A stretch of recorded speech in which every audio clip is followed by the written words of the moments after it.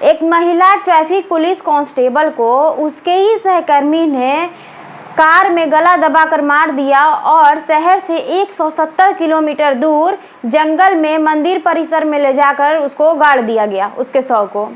दोस्तों, मैं गुलनाज परवीन आप सभी का स्वागत करती हूं आप सभी के अपने यूट्यूब चैनल लर्निंग ऑप्शन में। बात है उड़ीसा के भुवनेश्वर की, जहां पे 6 सितंबर की सुबह में एक महिला ट्रैफिक पुलिस कांस्टेबल अपने ड्यूटी के लिए निकलती है, लेकिन देर रात तक वो अपने घर नहीं पहुंचती है। उनके परिजन परेशान होते हैं, ले जाकर वहां पर जाते हैं पास के पुलिस स्टेशन में और महिला पुलिस कांस्टेबल के गुमशुदगी का रिपोर्ट कराते हैं। चूँकि बात महिला पुलिस कांस्टेबल की थी, इसलिए पुलिस ने भी इस सिचुएशन को संज्ञान में लिया और उसी समय छानबीन शुरू की। छानबीन के दौरान यह पता चला कि जो महिला पुलिसकर्मी थी, जिनका नाम सुमित्रा साहू था, उन्होंने 1 साल पहले ही सब किसी से छुपाकर, यानी कि चोरी छुपे, अपने ही सहकर्मी एक पुलिस कांस्टेबल थे जिनका नाम है दीपक राउत से उन्होंने छुपकर कोर्ट मैरिज की थी। अब जब ये बात पुलिस के सामने आई तो सबसे पहला शक पुलिस का दीपक राउत पे गया कि जब सुमित्रा साहू गायब हुई तो दीपक राउत जो है इतना सामान्य बनने की कोशिश कर रहा था जैसे कि कुछ हुआ ही ना हो। पुलिस ने पूछताछ की, दीपक राउत को बुलाया गया, सीसीटीवी कैमरे खंगाले गए तो देखा गया कि सुमित्रा जो है वो लास्ट टाइम दीपक राउत के साथ ही थी। अब बात ये देखी जाती है कि जब सुमित्रा दीपक राउत के साथ थी तो आखिर गायब कैसे हो गई? वो तो अपने पति के साथ ही थी। इस बात की छानबीन शुरू हुई। पुलिस ने छानबीन शुरू किया, दीपक राउत को बुलाया और उससे कस्टडी में पूछताछ की तो दीपक राउत ने बताया कि हाँ, मैंने ही सुमित्रा का मर्डर कर दिया है। मैं सुबह 6 सितंबर की सुबह उसे ड्यूटी आवर से ही लेके कार से गया और कार में ही जो है उसकी गला दबाकर हत्या कर दी। उसके बाद जो है अब चुनौती उसके लाश को दफनाने की थी, यानी कि ठिकाने लगाने की।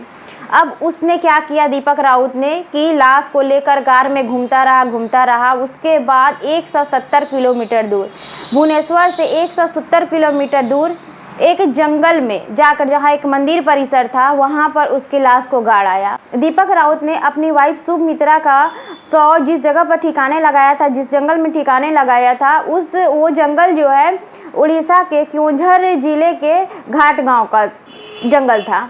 वहां पर उसने उस लाश को दफना दिया और उसी गांव के जो घाट गांव है, उसी के एक पास का मंदिर है, मंदिर का नाम है तरनी मंदिर में जाकर उसने सेल्फी ली, पूजा किया, सेल्फी ली शायद सबूत के लिए। उसके बाद से वो नॉर्मल तरीके से अपने घर चला आया। परेशानियां थी जिसके वजह से मर्डर तक की नौबत आ गई और दीपक राउत को अपनी ही पत्नी की हत्या करनी पड़ी।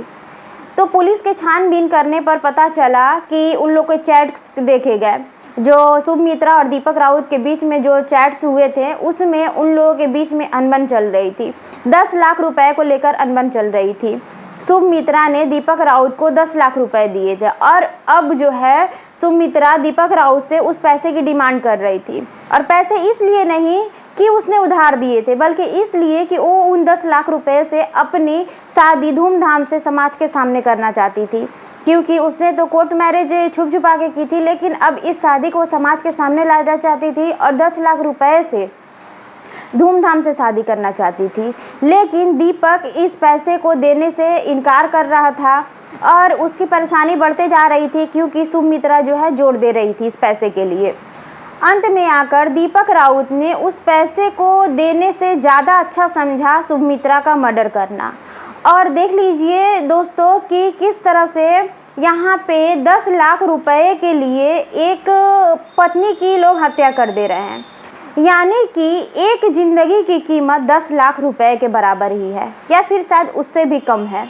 यहाँ पर जिस पुलिस वालों की बहाली देश के लोगों की सुरक्षा के लिए की जाती है, पुलिस वाले जहाँ रहते हैं वहाँ लोग अपने को सेफ महसूस करते हैं कि यहाँ पे मेरे साथ गलत नहीं होगा। लेकिन जब एक पुलिस वाला ही अपने सहकर्मी की, ऊपर से वो उसकी वाइफ थी जिससे उसने प्यार किया था, शादी की थी, उसकी हत्या कर दे रहा है, तो विश्वास हम शायद किसी पर आज के समय में नहीं कर सकते हैं। वो चाहे हस्बैंड हो, माँ बाप हो, बच्चे हों या फिर हमारे देश के रक्षक हो। यहाँ पर बात सामने ये निकाल के आती है कि किस तरह से 10 लाख रुपए देना दीपक राउत के लिए मुश्किल था और एक इंसान की हत्या करना उसके लिए आसान था। उसने बताया कि वो कार में जो है उसको घुमाने के बहाने लेके गया और गला दबाकर उसकी हत्या कर दी। क्या गलती थी आखिर सुमित्रा की? क्या वो चाहती थी कि समाज के सामने धूमधाम से उसकी शादी हो, या फिर वो ऐसे इंसान पे विश्वास कर बैठी, एक ऐसे पुलिस कांस्टेबल पे विश्वास कर बैठी जिस पे शायद आम जनता जो है, आम जनता भी हो तो आसानी से विश्वास कर ले। क्यों? क्योंकि वो पुलिस कांस्टेबल है, उसको देश की रक्षा के लिए बनाया गया है, उसकी बहाली ही देश की रक्षा करने के लिए हुई है।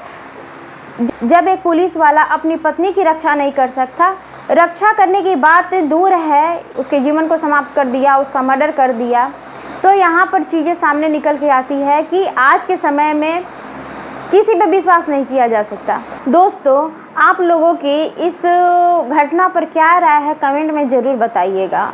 ये चीज़ें तो है जो कि न्यूज़ चैनल, सोशल मीडिया पर आ जाती हैं तो पता चल जाती है। हमारे आसपास ऐसी बहुत सी घटनाएं होती हैं जो शायद पुलिस थाने तक नहीं पहुंच पाती है, सोशल मीडिया तक नहीं पहुंच पाती है। तो अगर आपके आसपास अगर इस तरह की कोई घटनाएं होती हैं तो आप कमेंट बॉक्स में उस चीज़ के बारे में बताइएगा।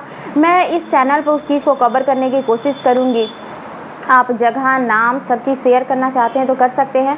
अगर नहीं भी करना चाहते आप इन सब चीज़ों को और चाहते हैं कि कहानी के माध्यम से इस चैनल पर दिखाया जाए, तो आप नाम और जगह को प्राइवेसी के तौर पर रख सकते हैं और कहानी के तौर पर उसको लिख सकते हैं।